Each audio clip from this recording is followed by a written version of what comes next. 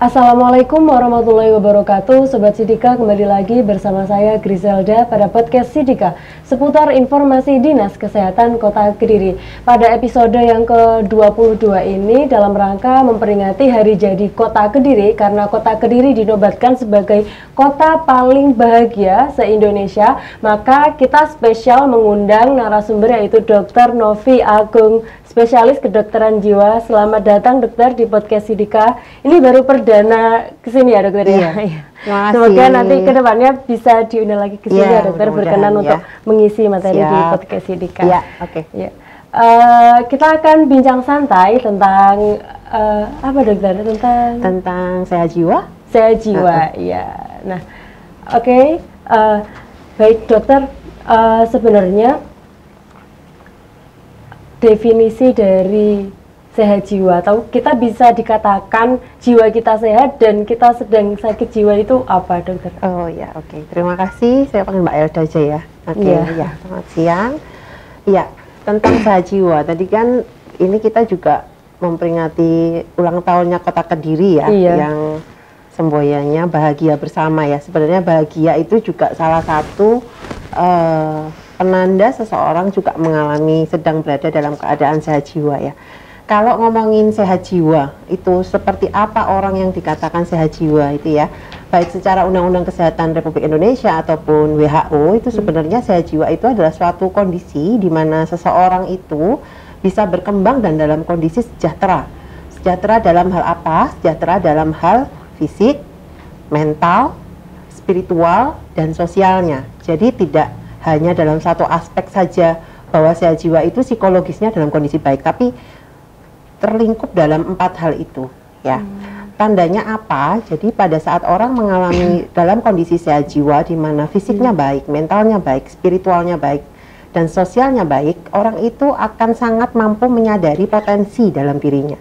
Sehingga saat dia memahami potensi yang dia miliki, dia cenderung untuk bisa mengatasi tekanan, relatif bebas dari ketegangan. Yang kita lihat sehari-hari adalah orang ini produktif, dia berkontribusi untuk komunitasnya, dan dia mampu bersosialisasi dengan baik dengan orang-orang di sekitar. 4 komponen itu saling berkaitan ya dokter? Iya, fisik, mental, spiritual, dan sosial. Jadi pada orang yang fisiknya baik, itu membutuhkan mental yang baik. Orang dikatakan sehat secara fisik, itu mentalnya juga harus sehat. Sedangkan orang yang dikatakan mentalnya baik, dia memiliki syarat memiliki fisik yang baik. Sehingga itu tidak bisa berdiri masing-masing sendiri, itu pasti saling keterkaitan. Orang yang fisiknya baik tapi mentalnya nggak baik, fisiknya masih terganggu. Misalnya jadi sering pusing, terus deg-degan, keringat dingin, nyeri berpindah-pindah dan lain sebagainya ya. Nyeri tengkuk dan lain sebagainya. Itu bisa pengaruh dari jiwa yang terguncang itu ya dokter? Ya, jadi saling mempengaruhi. Jadi tidak mungkin berdiri sendiri orang yang fisiknya baik tapi mentalnya nggak baik, pasti fisiknya terganggu. Atau orang yang mentalnya baik tapi fisiknya tidak baik, sedang dalam kondisi sakit berat, pasti mentalnya juga akan berdampak. Misalnya dia mengalami kecemasan, ketakutan dan lain sebagainya gitu. Jadi sehat mental itu yaitu kondisi seseorang dapat berkembang dan sejahtera, baik fisiknya, mentalnya, sosialnya, dan spiritualnya. Ya. Kalau untuk ciri-ciri orang yang jiwanya sehat itu seperti apa dokter? Ya. Jadi untuk mengetahui orang dengan ciri-cirinya sehat jiwanya itu ada beberapa ciri ya. Ada yang dari Skinner itu ada 4 kriteria, kalau dari yang WHO itu ada 8 kriteria. Tapi sebelum masuk itu, saya mau masuk dulu. Sering di masyarakat kita nih ngomongin tentang apa sih bedanya jiwa sama rohani. Oh iya. Ya, kita ini kedokteran jiwa. Kenapa kita tidak pakai kedokteran rohani? Karena itu hal yang berbeda. Jadi setiap manusia itu ada komponen fisik, ada komponen jiwanya, dan ada komponen rohaninya. Apa itu komponen fisik? Fisik itu ya badan kita ini, ya. Badan kita yang secara fisik kita bisa rasakan ya, ada denyut jantungnya, ya. Kemudian juga ada bentuk fisik yang bisa kita lihat ya. Kalau jiwa itu terkait dengan segala sesuatu yang abstrak, jelas ya. Tetapi itu tentang perasaan, pikiran, kecerdasan, daya ingat, yang segala sesuatunya itu berhubungan dengan fungsi otak. Ya, jadi kenapa ini dinamakan kedokteran jiwa? Karena memang segala sesuatunya itu berhubungan dengan fungsi otak, baik regio tertentu di otak ataupun neurotransmitter. Jadi sebenarnya otak kita ini tidak hanya fungsi berpikir, ada juga fungsi emosi itu diatur di otak ya, salah satunya di lobus temporal gitu. Ada neurotransmitter yang perlu keseimbangan tertentu sehingga orang memiliki mental atau jiwa yang baik. Sedangkan rohani adalah berhubungan dengan Sang Maha Pencipta, nilai-nilai lebih ke religiusnya.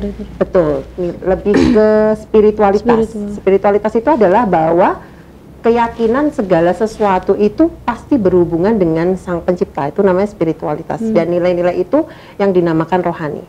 Manusia itu terdiri dari 3 komponen itu, jadi fisik, jasmani, mental atau jiwa, dan rohani. Kalau fisik dan jiwa saja itu ada pada hewan. Jadi hewan itu fisiknya ada, jiwanya juga ada. Hewan itu punya rasa marah, agresivitas, itu jiwa ada, tapi dia nggak ada rohani.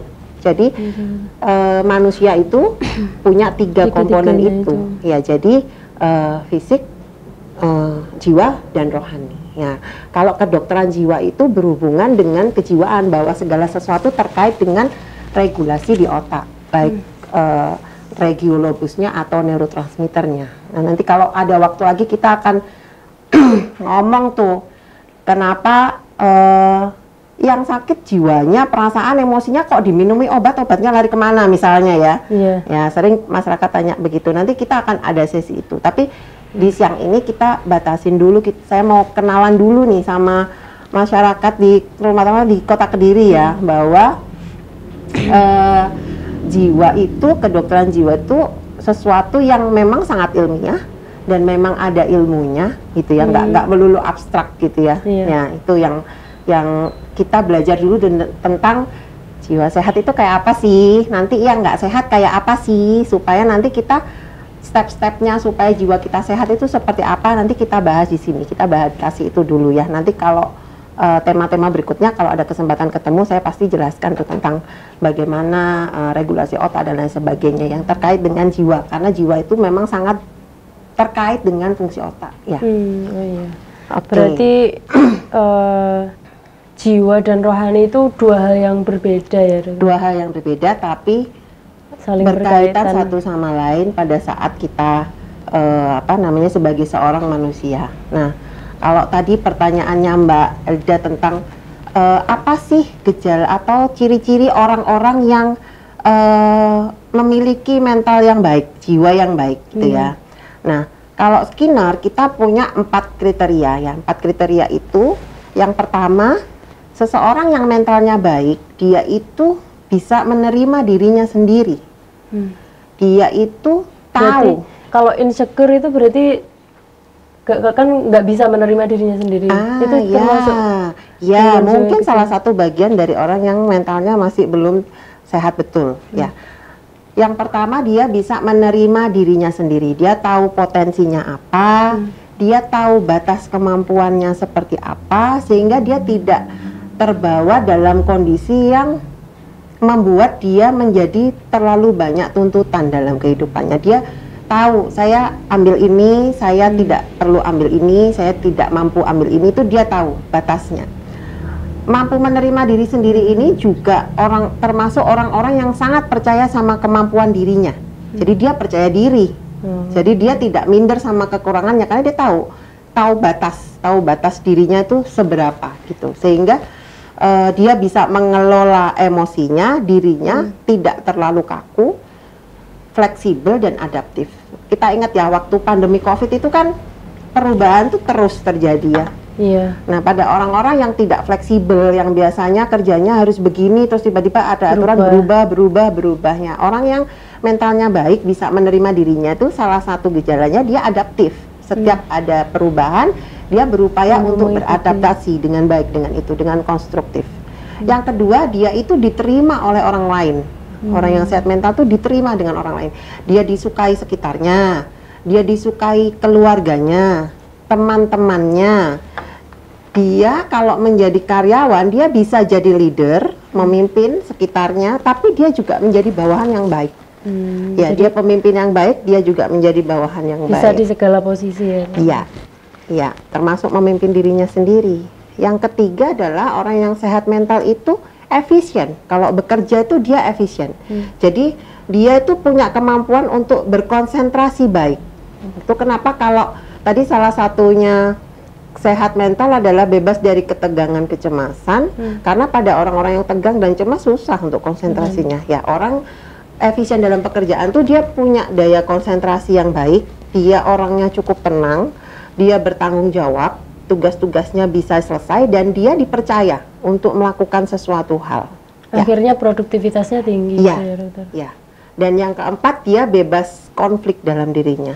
Ya, relatif rendah ketegangan kecemasannya, dia cenderung punya emosi positif seperti emosi bahagia. Jadi di psikiatri sendiri, kedokteran jiwa, segala macam jenis emosi itu banyak ya, tapi kita pakai 4 induk besar. Jadi ada emosi positif tuh senang tuh ya bisa bahagia, bisa semangat dan lain sebagainya. Kemudian ada emosi marah, takut dan sedih. 4 golongan besar ini dengan segala macam macam-macamnya itu banyak cabang jenisnya lah dari 4 golongan besar ini. Tapi orang yang bermental baik itu relatif bebas konflik dari diri sendiri itu ditandai dengan emosi yang positif. Dia bahagia ya, termasuk temanya ulang tahun Kota Kediri ya, bahagia bersama itu pintunya menuju mental yang baik ya. Kemudian dia bisa merasakan kesenangan, baik kesenangan terhadap pekerjaannya dan kesenangan terhadap hiburan tertentu. Jadi nggak sepaneng terus gitu ya, kerja terus gitu, tapi dia punya masih bisa menikmati jeda waktu. Jadi hidupnya tuh nggak kerja terus, tapi dia ada jeda waktu tertentu untuk me time gitu ya, untuk berhenti sejenak. Dan itu dia nikmati gitu. Waktu sendiri itu dia nikmati untuk me time dan lain sebagainya. Iya.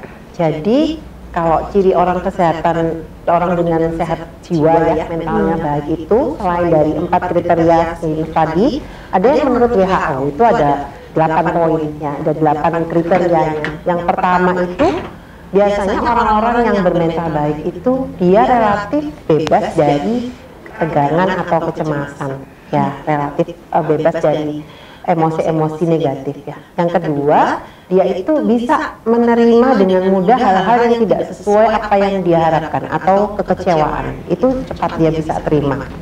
Jadi dia bisa mengambil hikmah dari sebuah kejadian ya. Jadi setiap kita pada saat mengalami hal-hal yang tidak sesuai dengan harapan atau kita merasa mengalami kejadian yang tidak menyenangkan, semua orang itu akan mengalami 5 fase ya. 5 fase ini yang pertama itu denial atau menolak, gak percaya, gak terima, gak mau ya. Kemudian tetap kejadian itu terjadi, berlangsung terus, dia marah, anger. Jadi kalau kita lihat orang-orang yang kemudian dia marah terhadap suatu kejadian tertentu ya, dia sedang mengalami 5 hal ini sebenarnya, anger. Tetap terjadi hal tidak menyenangkan itu tetap berlangsung, dia ke bergening, tawar menawar, gak apa-apa wes, aku ngalami iki asalkan nanti saya dapat ini misalnya ya. Berlangsung terus kok ya, sudah tawar menawar, aku janji aku akan melakukan ini kalau ini segera berakhir. Oh, sudah janjian begitu, tawar menawar begitu tetap berlangsung, orang bisa masuk ke depresi. Hopeless, merasa nggak bisa tertolong, merasa nggak ada yang membantu, merasa sendiri dan lain sebagainya. Dan kalau itu terus berlangsung, barulah dia, oh ya sudahlah, ini ternyata memang jalannya harus begini gitu ya, karena terus berlangsung. Penerimaan, iya, yang acceptance-nya namanya. Atau kalau bahasa Jawanya legowo. Nah, sebenarnya yang paling bagus itu 5 tahap ini nggak lama-lama. Atau orang-orang dengan kondisi mental yang baik mungkin dia nggak melewati denial anger lagi, nggak ngelewatin penolakan atau marah, nggak usah, dia langsung legowo juga bisa.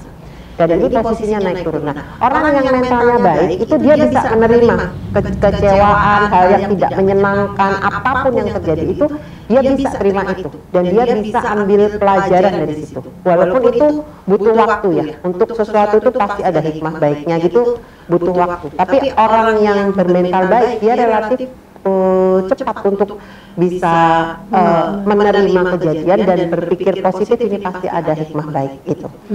Kemudian yang ketiga adaptif ya, dia fleksibel. Kalau ada perubahan atau apapun dia akan berupaya menyesuaikan diri secara konstruktif, secara baik ya, tidak destruktif, tidak agresif, secara baik dengan tetap bersikap positif.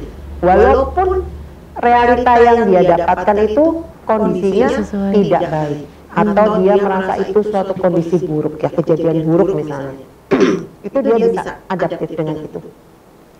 Kemudian dia puas ya, puas terhadap apa? Puas terhadap upayanya. Jadi setiap orang itu pasti punya upaya ya, memperjuangkan sesuatu, apapun hasilnya. Apakah hasilnya sesuai yang dia mau atau tidak sesuai dengan yang dia mau, dia puas sudah mengupayakan itu dan dia berterima kasih sama diri sendiri. Ya, kadang kita lupa loh berterima kasih kalau badan kita tuh sudah kita ajak berjuang tuh sejauh ini loh, jalan sekian panjang ya, mengalami berbagai kehidupan, kita lupa untuk terima kasih sama diri sendiri. Itu gitu gimana ya. caranya Dok, terima kasih ke diri sendiri? Kalau terima kasih sama diri sendiri bisa pakai butterfly hack juga bisa. Butterfly hack itu misalnya kita peluk diri sendiri gini ya. Kemudian kita ya say thank you, terima kasih ya sudah mengupayakan sejauh ini. Terima kasih untuk mau tetap berjalan sejauh ini, tidak berhenti. Itu berpengaruh ya? Oh iya, setiap kita selesai melakukan sesuatu jangan lupa berterima kasih sama diri sendiri. Misalnya belum sesuai sama yang kita mau, ya kita bisa bilang gak apa-apa, gak apa-apa. Yang penting kamu sudah coba, nanti bisa dicoba lagi.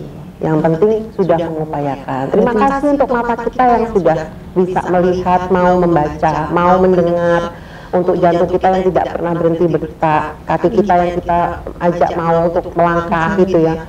Kita habis lembur, belajar, hasilnya misalnya kurang bisa memuaskan, tapi ternyata kita terima kasih sama mata kita yang udah mau standby di depan layar laptop dengan cahayanya yang luar biasa ya. Terus menerus nahan ngantuk dan lain sebagainya. Kadang kita lupa, jadi saat mendapatkan sesuatu yang tidak kita mau, seolah-olah perjuangan tuh nggak ada artinya. Oh, itu ada artinya, bahwa tubuh kita tuh udah mau diajak berupaya ya, dan kita puas dengan upaya itu. Dan itu apresiasi itu nggak harus dari orang lain ya, nggak harus, bisa dari diri sendiri. Termasuk misalnya nggak harus mahal ya, beli permen, tapi permen kalau aku di Sabara itu aku akan dapat permen coklat kecil, nggak apa-apa, tapi kan ini pakai perjuangan, nggak sekedar beli gitu ya.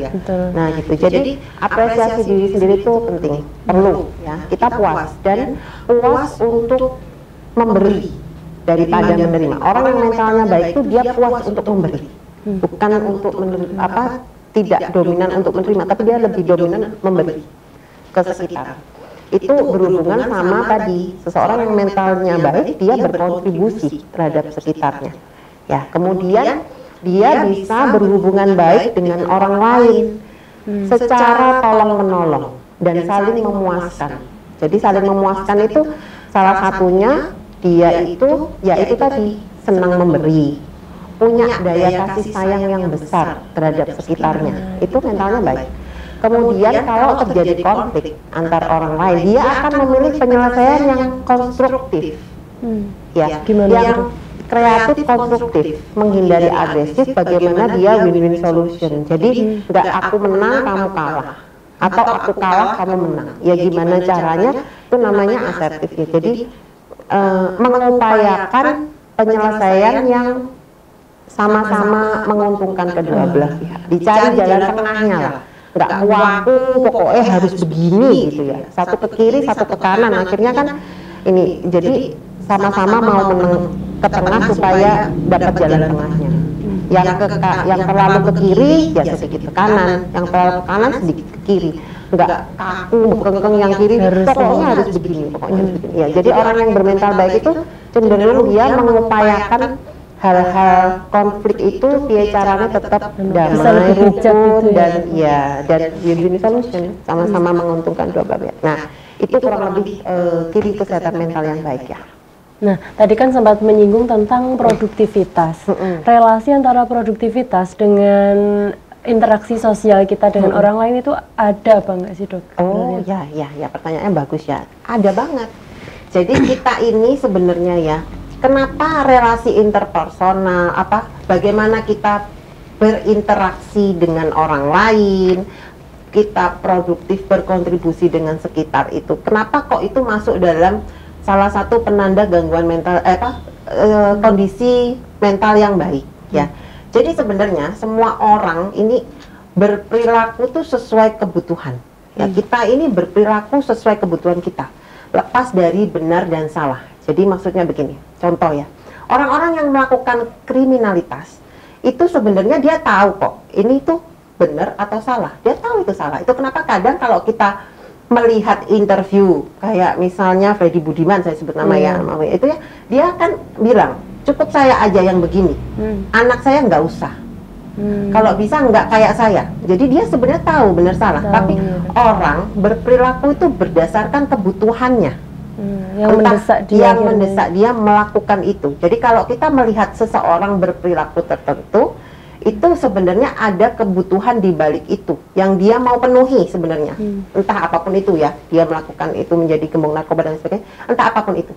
Jadi pasti ada kebutuhan di belakangnya. Nah, kita ini punya kebutuhan dasar ya. Kita itu manusia ini terdiri dari 5 komponen ya. Bio, psiko, sosio, kultural, spiritual. Saya bahas satu-satu ya. Biologi. Jadi jasmani kita ini pasti ada kebutuhannya.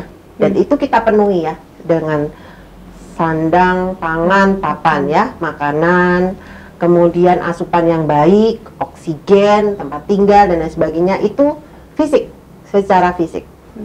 Secara psikologis, kebutuhan dasar manusia itu ada beberapa, seperti disayangi, dicintai, ya, dihargai, ya, itu kebutuhan dasar manusia yang secara psikologis itu harus dipenuhi.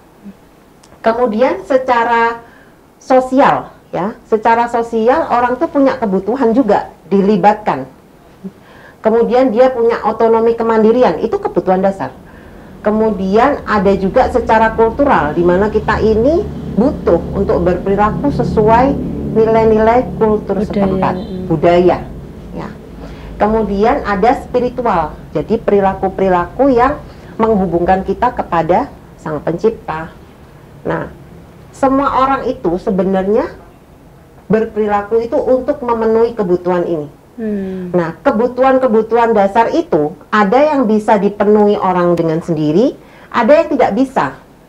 Ya, contoh kebutuhan jasmani itu bisa kita penuhi sendiri. Kita beli makanan yang bergizi, kita beli rumah, kita olahraga setiap pagi, itu bisa kita penuhi.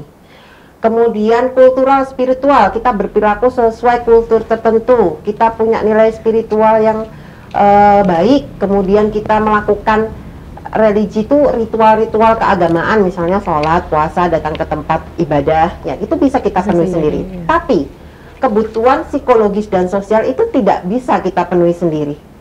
Jadi disayangi, dicintai, dihargai, dilibatkan, itu kita butuh orang lain memenuhi kebutuhan kita. Itu kenapa kita itu harus wajib berperilaku baik terhadap orang lain, karena untuk memenuhi kebutuhan kita sendiri ya, nah sebenarnya. Itu untuk memenuhi kebutuhan dasar kita secara psikologis dan sosial ya.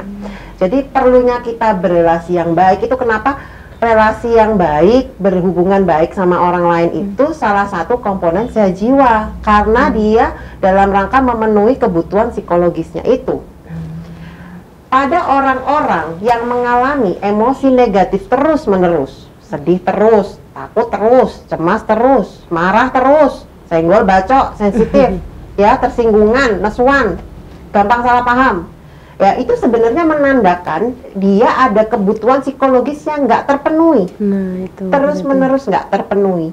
Sehingga kemudian dia memunculkan emosi negatif yang kemudian nanti akan berimplikasi pada perilaku-perilaku yang mungkin justru nggak menguntungkan buat dia. Jadi nggak produktif itu tadi. Iya, nggak menguntungkan, dan semakin gegeran sama liane, semakin nggak dapet orang yang gampang marah dan lain sebagainya, semakin nggak dapet toh reward dari sekitarnya, malah nggak dapet disayangi, dicintai. Jadi kayak mata rantai gitu ya. Semakin dia emosi terus itu disebabkan karena dia kebutuhan dasar psikologisnya nggak didapat, ada yang nggak dapet. Terus dia berperilaku yang membuat orang lain tidak nyaman, ya semakin dia nggak dapat memenuhi kebutuhannya itu, dan itu terus menerus gitu. Nah, jadi orang berperilaku itu berdasarkan kebutuhan yang dia punya. Nah, pada saat kita ingin memenuhi kebutuhan itu ada sebenarnya hierarki kebutuhan. Orang berdasarkan Maslow itu ada step-stepnya, kebutuhan itu ada tingkatannya. Ya, yang pertama itu ada 5 ya, ada kebutuhan dasar, kebutuhan jasmani kayak tadi sandang, pangan, papan. Kalau itu sudah terpenuhi, orang akan bergerak untuk memenuhi kebutuhan selanjutnya. Berupa rasa aman. Ya, kita butuhkan rasa aman itu. Nah, kalau dia sudah merasa aman, dia akan bergerak lagi kebutuhan selanjutnya, yaitu kebutuhan akan rasa kasih sayang. Semua orang tuh pasti nyari disayangi ya. Setelah dapat rasa kasih sayang, dia bergerak lagi ke harga diri. Kebutuhan akan harga diri, dihargai, dihormati. Nah, puncak dari kebutuhan tertinggi seseorang itu adalah aktualisasi diri. Sehingga dia berkontribusi terhadap sekitarnya, punya kontribusi terhadap sekitarnya. Seyogyanya setiap orang tuh memenuhi kebutuhannya tuh step langkah-langkahnya itu dari dasar ke puncak. Tapi apakah itu harus? Enggak. Jadi ada orang yang bisa memenuhi kebutuhan-kebutuhan di atas kayak aktualisasi diri, harga diri, padahal yang bawah-bawah belum terpenuhi, kasih sayang belum dapat, rasa aman belum dapat, itu bisa. Tapi butuh apa ya, energi sama upaya yang besar untuk bisa memenuhi itu. Gitu. Jadi ya salah satu komponen sehat jiwa tadi ya, kita bisa menjalin relasi yang baik dengan sesama dan berkontribusi terhadap sekitar, dan itu dalam bentuk produktivitas ya, tanggung jawab produktivitas kan itu. Nah, Kak, ini kan kita sudah membicarakan tentang konsep jiwa yang sehat. Nah, sebenarnya dikatakan bahwa seseorang itu memiliki mungkin bisa dikatakan mental yang terganggu itu seperti apa? Nah, kita beralih ya ini jalannya. Kalau tadi yang sehat-sehat gitu ya, mentalnya sehat gitu ya, ya seperti apa ya, produktivitasnya baik, sosialnya oke, dia terbebas dari rasa cemas dan lain sebagainya. Nah, sekarang kita beralih ke yang terganggu ya. Kita nggak ngomong penyakit ya, kalau di jiwa itu istilahnya gangguan jiwa ya, gangguan kejiwaan. Jadi konsepnya itu kalau saya merujuk ke DSM-3 ya, itu ada pola. Ada gejala klinis yang bermakna, gejala klinisnya bermakna itu meliputi pola psikologis dan pola perilaku. Jadi psikologisnya nggak nyaman, perilakunya juga mungkin terlihat tidak wajar oleh orang lain misalnya ya. Jadi itu bermakna, ada gangguan pola psikologis dan pola perilaku yang bermakna. Dan secara klinis ya. Dan gejala klinis itu menimbulkan 2 hal, yaitu distress dan disability. Distress itu apa? Distress itu rasa nggak nyaman secara psikologis ya. Nyeri misalnya, nyeri itu ada nyeri psikologis, ada nyeri fisik ya. Nyeri Psikologis itu gimana dulu? Nyeri psikologis ya ada misalnya rasa bersalah yang berkepanjangan, ya rasa sedih berkepanjangan, ya tidak nyaman lah intinya secara psikologis ya. Mungkin perasaan yang gelisah gitu. Gelisah, tidak tentram, tidak tenang. Itu nyeri ya, tergolong nyeri. Masuk dalam ya kondisi-kondisi nyeri itu macam-macam, ada nyeri spiritual, nyeri ekonomi, nyeri fisik. Jadi nggak selalu pasien-pasien yang mengeluh nyeri itu terus ini pasti fisiknya, belum tentu. Ada hal-hal yang lain yang kita bisa eksplor dari nyeri. Tidak nyaman, tidak tentram, tidak tenang, ya. Segala hal yang menyebabkan dia merasa menderita, penderitaannya, distress itu. Kemudian disabilitas. Disabilitas itu maksudnya seseorang menjadi tidak mampu berfungsi baik dalam kesehariannya. Ya. Apa yang dimaksud dengan berfungsi baik? Jadi seseorang yang berfungsi baik itu bisa dilihat dari 4 domain ya. Domain pertama itu perawatan diri. Ya, orang-orang yang berfungsi baik itu perawatan dirinya baik. Jadi dia merawat dirinya dengan baik. Tidur cukup, asupan nutrisi baik. Dia mau misalnya mandi 2 kali sehari, memperhatikan penampilan diri, berpenampilan baik. Ya, itu perawatan diri baik. Yang kedua, fungsi sosial. Bersosialisasi, dia mampu berinteraksi dengan baik dengan orang lain. Ya, kalau orang-orang dengan gangguan jiwa cenderungnya menarik diri, menyendiri, nggak nyaman sama orang lain, susah percaya sama orang lain, merasa curiga. Intinya dia akan menarik diri dari sosialnya. Kemudian yang ketiga adalah produktivitasnya baik.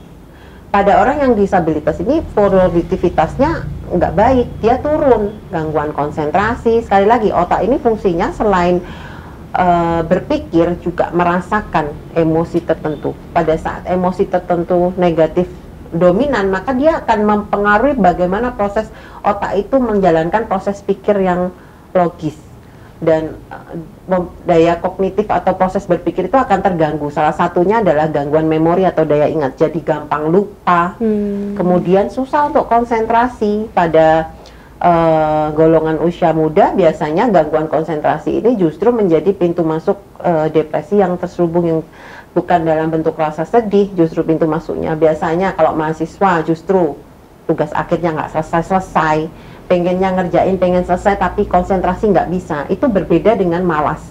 Nah, jadi nggak bisa orang itu pada saat gimana dokter cara membedakannya? Nah, pada tinggal kita lihat karakter aslinya. Kalau sebelumnya dia orang yang rajin, baik-baik saja, prestasi baik, terus mendadak pada saat tertentu seiring perjalanan waktu tugasnya nggak selesai, kemudian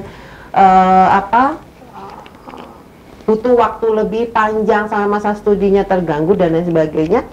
Kalau kita nggak paham itu, kadang terus di judgment dia dinilai dia jadi orang yang malas gitu. Ini malas kok, nggak berintegritas kok. Oh, belum tentu. Nah, dan yang keempat, fungsi yang terakhir yang kalau dia berfungsi baik itu adalah penggunaan waktu luang. Ya, pada orang-orang dengan gangguan kejiwaan itu seringkali lupa menjalankan hobinya. Dia nggak sadar itu. Biasanya kalau kita tanya, misalnya hobinya dia berkebun, udah lama tuh nggak berkebun, atau suka nonton film, udah lama aku nggak nonton, nggak bisa nikmatin lagi hobinya. Ya, perawatan dirinya terganggu, ya misalnya dia jadi malas sisir rambut, malas mandi, makan malas, tidur susah dan lain sebagainya. Ya, jadi 4 fungsi itu yang terkait dengan disabilitas. Jadi konsep gangguan jiwa itu ya ada gejala klinis bermakna, baik secara psikologi maupun perilaku. Yang kedua, dia ada distress, merasa menderita, ada sumber penderitaannya, perasaannya tidak tentram, tidak nyaman, gelisah, cemas, nggak ngerti kenapa ya. Kemudian ada disabilitas tadi, gangguan 4 fungsi dalam kehidupan kesehariannya. Nah, itu konsep gangguan jiwa itu di sana. Ya, kalau misalnya ada yang rasanya mengalami hal itu sampai 4 domainnya terganggu, produktivitasnya turun, dia jadi tidak mau bergaul, jadi gampang tersinggung atau malah menarik diri, terus males awalnya tuh dandannya rapi menjadi males dandan, males makan, susah tidur, kemudian tanda-tanda ya hobinya nggak dijalankan. Ada baiknya konsultasi boleh ke psikolog, boleh ke psikiater, tapi yang pertama boleh bercerita dengan orang-orang di sekitarnya yang dia percaya. Baik, Sobat Sidika, usai sudah kebersamaan kita di episode kali ini bersama dengan Dr. Novi. Terima kasih Dr. Novi atas kehadirannya hari Sama-sama. ini. Sebelum kita menutup episode kali ini, kita akan mengucapkan Selamat Hari Jadi Kota Kediri yang ke-1144, bahagia bersama. Semoga kita dapat menerapkan tips-tips dari Dr. Novi untuk menjaga kewarasan mental kita sehingga mewujudkan visi dari Kota Kediri, yaitu bahagia bersama. Terima kasih dokter. Terima kasih. Wassalamualaikum warahmatullahi wabarakatuh. Waalaikumsalam.